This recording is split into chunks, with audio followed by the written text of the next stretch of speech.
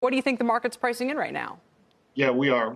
Our mantra is still safety first at this point. It is good that markets have recovered to a certain extent. The 25% rally we've seen off the bottom, the return of liquidity to credit markets with significant action by the Fed and by now evidence of fiscal stimulus. But our view is that equities at this point are pretty richly valued when you consider what we're going to see with earnings. Your reporter just said we're not sure what we're going to see, but we know it's going to be bad. We need to see equity markets pivot from underwriting the path of the infection and stimulus to actually underwriting earnings and GDP growth. On Thursday, you had an absolutely horrible jobless claims number, and markets screamed on stimulus. We think that we need to see evidence of investors really paying attention to the true economics, earnings, and that brings us to a view that the S&P 500 is range bound this year between perhaps its current lows, 2237 and 2800 on the high side. So in this environment, we're trimming equities on the rallies and looking to reinvest into safer areas, investment grade credit, et cetera. Interesting. Okay, so trimming your equity position, maybe moving into some of those investment grade credits. Randall, your point of view is a little different, right? I mean, you guys seem to be all in on the stock market.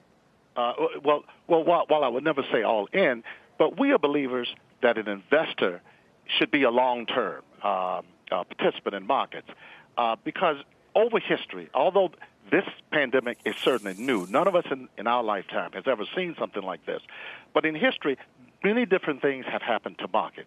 And I mean even the history during our lifetime. Mm-hmm. You go back to 1987. Also in this country, you had the flu pandemic.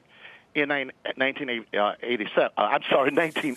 Mm-hmm. As a result, we have lessons that we can learn. In the long run, Kelly, I think the key facts are this. People have to eat. They have to support themselves. And in order to do that, we're going to use the products and services of big companies. And at Edgar Lomax, we always look for big companies that have been profitable for a long time. They've been making lots of money, and they have banked that money and put it into good liquid investments. They are built to last. Okay. So at times like this, when we can buy at lower prices, we don't flee the market.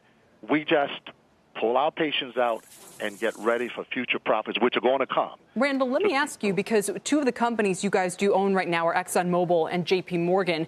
How important are dividends to you, and how safe do you consider dividends for a company like JP Morgan to be? Exxon, of course, has also said it's going to use its balance sheet to support the dividend if needed.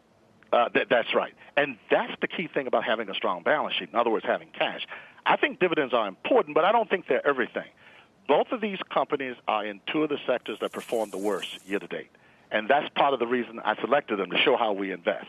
Our portfolio obviously has a lot more names. But these are companies that have a lot of money already, and they have been profitable. And whatever pressures they're going through, I expect them to continue to be profitable players in the future. And Erik, before we go, you mentioned some of the credits that you like.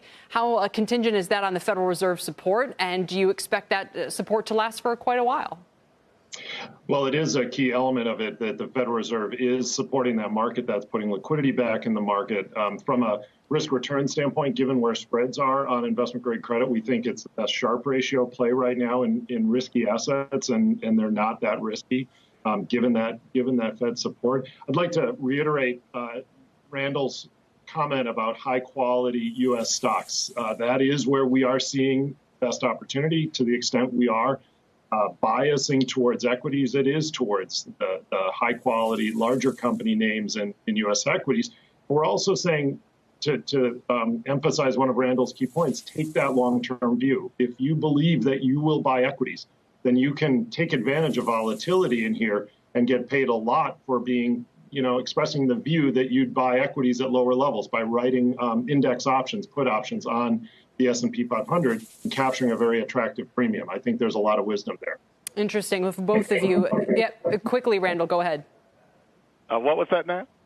Did you want a final comment? Go ahead. I'll give you the last word. First, I want to agree with with what he said. This is a time to pick up good quality equities or securities, period.